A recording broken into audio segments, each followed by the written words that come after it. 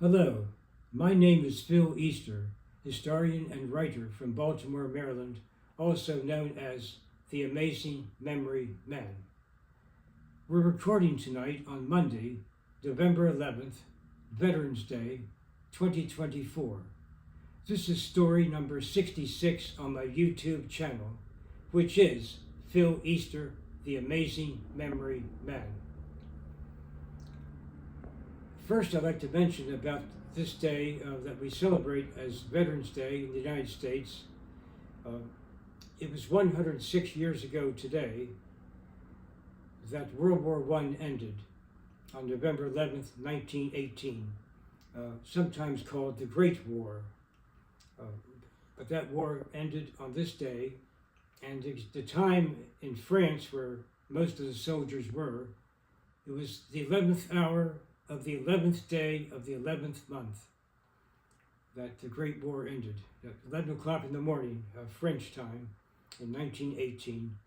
A movie was made years later called All Quiet on the Western Front. About 12 years after that, in 1930, that movie was made. An appropriate title, as that Great War ended. And many of the soldiers who fought, and many people, as awful as it was, and 10 million people died in that war, but many people felt, well, at least this will be the war to end all wars. They really believed that at the time. But sadly, of course, just over 20 years later, World War II began to become an even greater war. And that was a terrible miscalculation in world history to think that there'd be no more wars, sadly. But this is the day we honor all veterans in the military in the United States, but beginning it was first called Armistice Day for a while, this day in 1918. And in England, they call it Remembrance Day. They have ceremonies also in Britain. Well, in a few weeks, we'll come up to another great American holiday, the Great Thanksgiving Holiday, this year on Thursday, November 28th, 2024. Of course, it's always on a Thursday. I'll explain that in a minute, how that came about. But we commemorate the Pilgrims who came to Cape Cod, Massachusetts, a town called Plymouth. They founded Plymouth in the year 1620. They came from England. And over that winter of 1620 to 21, about half of all those pilgrims died. There was terrible famine. But the next year, some of them became friends with the local Indians in 1621. In the autumn of that year, there was a great feast that lasted for about 3 days, the Pilgrims and the Indians. The governor of the Pilgrims, his name was William Bradford. He was, I guess, the first British governor of the colony of Massachusetts. So they became friends with the Indians there, and they celebrated a Thanksgiving feast. Most historians believe they probably didn't have turkey so much as a goose, and also fish. A lot of fish there in Cape Cod to go fishing. And of course, a variety of vegetables, especially corn. And most likely that was that first Thanksgiving meal. But it's become a custom to have turkey, of course, in more modern times. But over the next several hundred years, there were certain states that would celebrate a kind of Thanksgiving Day. But it did not become a national holiday until 1863. In the midst of our great Civil War, President Abraham Lincoln declared that the last Thursday of November would be a day of Thanksgiving. Now, over several years before that, there was a lady, writer, Sarah Josepha Hale. She came up with the idea to have a Thanksgiving before the Civil War began, and she wrote a number of letters to Lincoln and continued during the war, and finally he decided that it would be a good idea to have this Thanksgiving Day.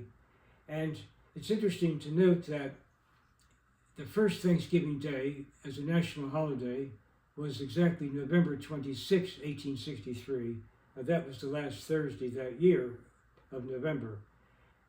1 week before that, on Thursday, November 19th, 1863, President Lincoln gave his greatest and most famous speech, the Gettysburg Address, considered one of the greatest speeches by any political leader of all time. And he gave that, of course, he took a train from Washington up to Gettysburg and gave that speech, which only lasted a little over 2 minutes. It was very brief. And some people attending that, it was so brief, he only received a mild applause afterwards. And as he walked back, he told some of his aides, well, that went over like a brick balloon or something like that, you know. But actually, as newspapers reported that speech over the next several days, and around the country, the people read the speech, they thought it was absolutely wonderful. Most people did. And so another writer, Edward Everett from Massachusetts, he had spoken for about 2 hours before Lincoln spoke at the same ceremony. And he wrote a letter to Lincoln later saying, sir, your 2-minute speech will be remembered more than my speech of 2 hours. But Lincoln wrote back very politely and said, but you're a great speaker, sir, also. But anyhow, I just thought I'd point it out that great speech was only 1 week before the first Thanksgiving Day, Thursday, November 26, 1863. Now, some years later, the Congress of the United States in 1941 made a slight amendment. They declared it should be the 4th Thursday of November. So every once in a while, November might have 5 Thursdays, depending upon the dates that come about. So, in other words, Thanksgiving now would always be no earlier than November 22nd, no later than November 28th. So if once in a while, November might have a Thursday the 29th and Thursday the 30th, but then it would be the week before. So just a slight change that it should specifically be the 4th Thursday of November, even though some Novembers might have 5. As I said before, Lincoln said the last Thursday, so just a slight difference. But it's become a great American tradition to gather with family and friends, and usually eating turkey, and just a great celebration. Now, 100 years ago, in 1924, is when New York City had a parade called the Macy's Parade.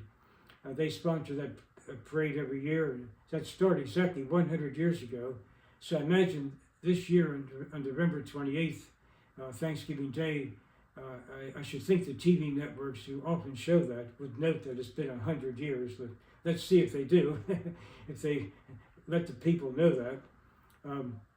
And also a tradition of football games. And the National Football League began in the 1920s, not too many years after the Detroit Lions in particular decided to have a game on Thanksgiving Day instead of a Sunday of that same weekend. And it's become a tradition to have at least 2 NFL games on Thanksgiving Day, sometimes maybe 3. It changes every now and then, but it's usually at least 2 National Football League games will have a game on Thanksgiving Day. A great American tradition, Thanksgiving. This is Phil Easter, the Amazing Memory Man. We'll see you next time for story number 67 on another subject. Thank you. God bless you. God bless America.